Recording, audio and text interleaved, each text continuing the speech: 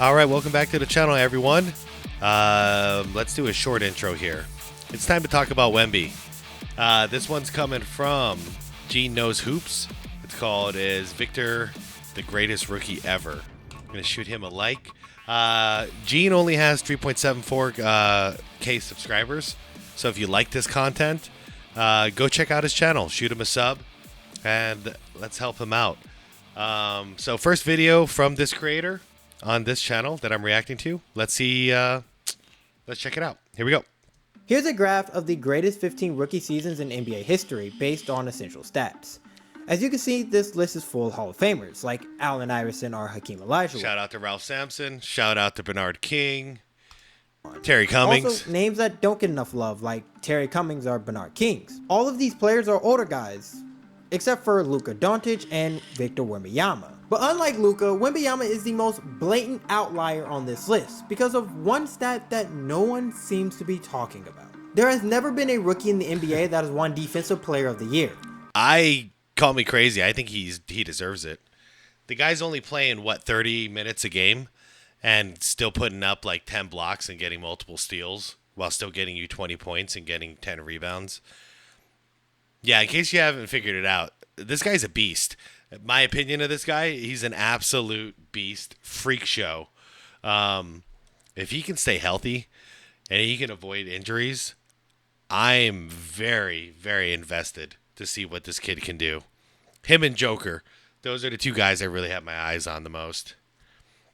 But Victor Wembanyama might be the first one to do it. With his 8-foot wingspan and standing at 7'4", scouts knew that Wembanyama was going to be a great defensive player in the league. But no one would expect that he would be this good. Last season, the San Antonio Spurs were the worst defensive team of all time. Wow. Let me say that one more time and hear me clearly. Out of the 78 years the NBA has existed, there has never been a worse defensive team than the 2022-2023 San Antonio Spurs. My God. I mean, I knew they were terrible last year, but I didn't know they were that bad. I know they kind of tanked a little, too, to get Wemby. But, yeah. This was the roster that Victor Wembanyama was welcome to, and not much of the roster had changed. But yet, Wembanyama has taken the worst defense of all time and made them the 22nd best defense this season. Wow. That's in 1 year. Playing 30 minutes a game. He made that much of it. Yeah, he did. Of course he did. This is a generational defensive talent. This year, Wembanyama is averaging 3.4 blocks and 1.3 steals a game, which are better numbers than 7 out of the last 10 defensive player of the years. In fact, halfway through his rookie season, Victor Wembanyama had recorded more blocks and steals than Rudy Gobert did his entire 2018 Defensive Player of the Year season. Damn. He isn't just good at defense. He is otherworldly on the defensive end. Yeah, it's not just that he's tall. There's been other tall dudes like Manute Bol and, what's his name? Sean Bradley and others. So we've seen freakishly tall guys in the league, but he's actually brilliant on the defensive end and on the offensive end. I don't know, man. This guy shocked me this year. I wasn't buying into the hype, and he's blown me away. His ability to cover the floor is unlike anything we've ever seen. Yep. Before I get too far into this video, there's a term I want you to know. It's called gravity. And no, I'm not talking about that gravity. Yeah, I think what he's talking about is the... Okay, have you seen players... Okay, when Wemby's on defense, it'll be like a fast break, and only Wemby is down, and then you got it's like a 3-on-1 fast break, and everybody is scared. Nobody will take it to him because they all know they're about to get blocked. It's insane. Speaking of which, where's Jordan and Vince Carter when we need them? Because everyone is scared to take it to Wemby, but these guys would make it their life mission to dunk it on his head. The earth has. I'm talking about gravity in the basketball world. This is a popular term that gets thrown around on NBA Twitter and Reddit. When we talk about gravity in basketball, we're basically talking about the ability that a player has to pull the attention of the defenders away from everyone else on the court. For example, Steph Curry is such a great shooter that when he comes off a screen, it usually draws 2 defenders to him, leaving other players wide open. Look at that. Iggy's guy just followed. So they ended up double teaming Steph on the perimeter. open. That is Boom. gravity. You can say the same thing about a guy like Damian Lillard. When he's coming off a high ball screen, you usually see two people draw to him. That is gravity. But Nice with take. Victor Wembanyama, his gravity is on the defensive end of the basketball. Okay. I was gonna say Wemby's not drawing that attention on the offensive end, so I think I was speaking the same language as Gene here. Sometimes we see the Spurs use Wembanyama in this drop coverage because of his insane ability to guard both guys on a pick and roll. Let me show you some plays for example. On this play right here, he stops Chris Paul on the drive and still has the ability to almost block Dario Saric's jump shot. On this very Even if he didn't block it, Dario couldn't see, and he was scared of the block, so he altered that shot. What's going on here? Is that like Phoenix Suns J Kidd? Go on. next play, we actually see Victor Wembanyama get caught here. He helps a little bit too much on this roll, and for anybody else in the league, this right here is a late contest three-pointer. Oh, yeah. But for Victor Wembanyama, Oh my God, look instead at of him. just contesting the shot, Dude, was that just 3 steps? I think he just took 3 massive steps and caught up. Okay, so right here he's missing the pass. So the next step is the first step. three-pointer. But for 1, Victor 2, Wembanyama, instead 3. of just contesting the shot, Get he outta actually here. blocks a three-pointer. My You God. can also see he has this unnatural ability to recover when he looks like he's been beat. Yeah, Whether for sure. I've noticed that since his first couple of games. Looks like you got him, but then he's going to recover so fast and still send your shit. Whether it's a pump fake or a blow by, Wembanyama still gets the ball way more than he should. Players are literally scared to shoot or attack the rim against Wembanyama. Yep. This is a fast break where two Grizzlies players All have right, a this is the kind of stuff I was talking about. Let's see what happens. open layup, and neither Oh, of them no. dare to test Nope. Wembanyama at the rim. Wow, he could have just thrown it down with 2 hands, but he panicked. That's the worst one I've seen. I've seen people go at him and then back away, but this one, he was ahead of him. Shoot. For this play, where not a single Wizard Nope, player nope. wants to shoot a shot around the rim because Nope, of nope. Wembanyama. That, folks, is gravity. His presence on the court is enough to make players second guess shots that they would normally take. Yeah. And he's not just doing it with blocks or inside the paint. He's been a deterrent in passing lanes also. This is actually one of my favorite plays from Wembanyama. Ooh. He reaches from the top of the key into a guy driving to the rim and gets a Damn, what a swipe. steal. Like, this play doesn't even look real. He looks like Straw Hat Luffy stretching to get a steal. It's unbelievable. You would surely think that a talent this good is a lock for Defensive Player of the Year, but most likely they're not going to give it to him, and they're going to give it to Gobert once again. Has a rookie ever won Defensive Player of the Year? Let me know in the comments, please. And I could make a whole separate video about my issues with the Defensive Player of the Year award. Like, that's not this video, and we'll continue on. Wembanyama's generational defense should not be ignored, but we also have to look at how great he's been on the offensive side. The whole concept of a guy who's nearly 8 foot tall, able to shoot from 30 feet from the court, And he has handles, too. is mind-blowing. Look itself. at that. That's But what Steph takes it to the range. next level is they shooting 32% from 3 and 41% on pull-up three-pointers, which ranks him amongst the league's most efficient pull-up three-point shooters. What is this? For fans and most analysts, his three-point shooting is what always will stick out. And the fact that Popovich is letting him take these shots, because y'all know Pop, like, he knows. He knows this is something we've never seen, and we have to let him play. Kind of like he did with Manu Ginobili. He tried to reel him in the beginning of Manu's NBA career, and he quickly realized, dude, we just got to let Manu do what he does, and Manu thrived because of it, and so did his team. which sadly overshadows one of his most fascinating parts of his game, which is his playmaking. Now, Wembanyama's not Jokic or Sabonis, but he's shown flashes of being a great playmaker. Nice feed. His natural feel for the game and his ability to look over the defense Ooh. has shown that he could be a great passer. He has a diverse assist portfolio, making passes from the low post and the elbow, handling ball in pick and roll, in transitions, and even driving kicks. Nice. He's looking for it. Kind of looks like Joker out there. One thing that he still needs to improve Speaking on of though Joker. is taking care of the basketball, but he has the potential of being a good passer in this league. Now, undoubtedly, Wembanyama has lived up to the hype that he had coming into the league. 100%. Offensively and defensively, there's little flaws in Wembanyama's game. Oh, although there is damn. one thing that people did have a concern about when he was getting drafted. And Injuries? That's the only thing I'm wondering about, because outside of that, this guy has exceeded expectations. that was his health, which is not a crazy assumption, especially because the number 2 overall pick a year before Victor Wembanyama, Chet Holmgren, went down with a season-ending injury. Holmgren is the American version of Victor Wembanyama. He stands at 7'1" and has the skills of a guard.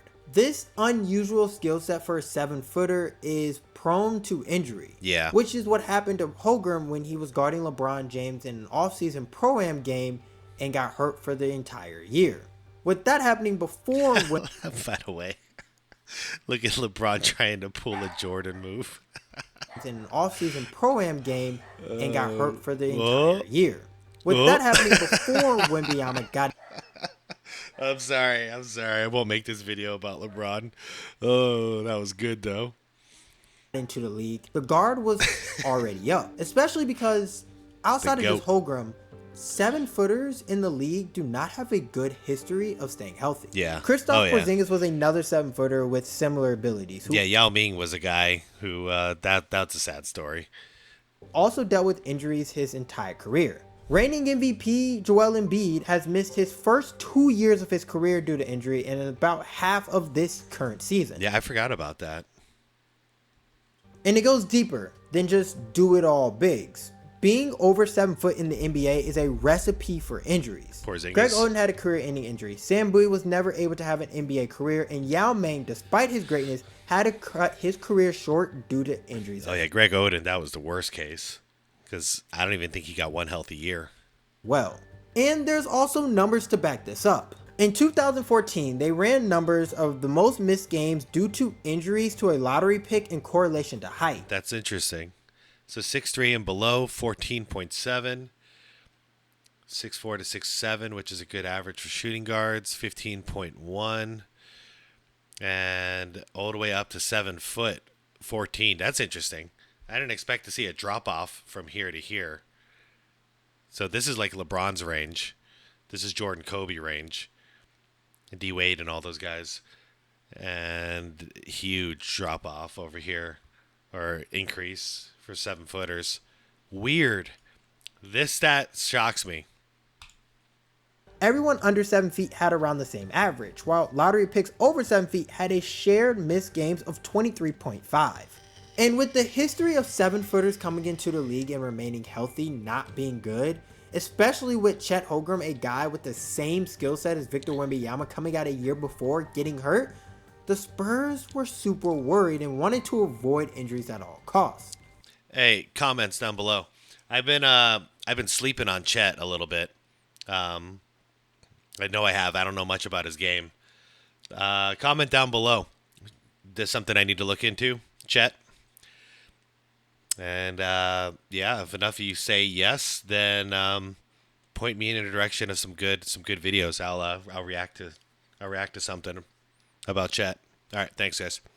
To keep Wembanyama as healthy as possible, they've put some strict protocols around their young star. Like no one on the Spurs staff being able to contact Wembanyama past 9:30 p.m. so he can read for an hour and a half before he goes to sleep. Hey, that's cool. Many speculated that they might even low manage Wembanyama, as they are famous of doing with Tim Duncan. And they were right. The Spurs set a strict limit on minutes per game for Wembanyama. He is not allowed to play in more than 30 minutes in a single game. And it's I didn't know it was that was a rule. I thought they were just, I thought that was just his average for his rookie year. Interesting. They're scared. I would be too. But what do you do about that unless you can bulk him up somehow? I'd be scared. I'm scared for him. He's going to get injured. A soft 30 minutes, like, oh, we're losing by 5 and we need you. No, this is a strict 30 minutes. No matter if they're winning or losing, Wembanyama, when he gets around 30 minutes, is going to be done for the night. There's even this game where Wembanyama tries to sub himself in with his team down, and after one play, he immediately gets yanked so he doesn't go over his minutes restriction. And it's kind of surreal when you watch the Spurs play to just see Wembanyama on the bench as much as he is. I mean, most stars play the majority of the first quarter, but I feel like every time I turn the Spurs, halfway through the first quarter, he's already on the bench, and you probably won't see him until the second half of the second quarter. Wow. Seeing a guy of this talent playing regular starter minutes is something that is not common in the NBA, even for a rookie. In fact, if you look at every rookie of the year and rank them by minutes per game, you would have to scroll and scroll and scroll and scroll a little bit more until you find where we would put Victor Wembanyama if he would win that award. At 29 minutes per game, he would be between Mike Miller and LaMelo Ball, making him the 4th lowest in minutes per game of any rookie of the year in league history. Damn. And if you think about that and everything that he's done in his rookie season, and realize that he's done it on some of the fewest minutes we have ever seen from a guy of his talent, it just amplifies the case that Victor Wembanyama might just be the greatest rookie of all time. But I have one more thing I have to show you. Remember that chart I showed you at the beginning? Let's look at it one more time. And this time, let's scale Victor Wembanyama's minutes up to a typical minutes for a rookie of his talent. Forget about it. And well, if you adjust his stats, he's on a completely different planet. Yep. Blowing I love how David Robinson's up there, man. People be sleeping on David Robinson. Everybody out the water. Like, can you just imagine how good Wembanyama would be if he was able to play just over 30 minutes a game? Just like 31 or 32 minutes a game. Fuck that. How about 41? You don't have to, because the Spurs, well, they decided to lift this restriction in the last couple months of the season. Oh. And we've seen what Wembanyama is capable of when he gets to play in regular star minutes. Let me read you some numbers. 31 points, 12 rebounds, 6 assists, 6 blocks, and 1 steal in 31 minutes against the Indiana Pacers. 31 minutes, 11 for 17.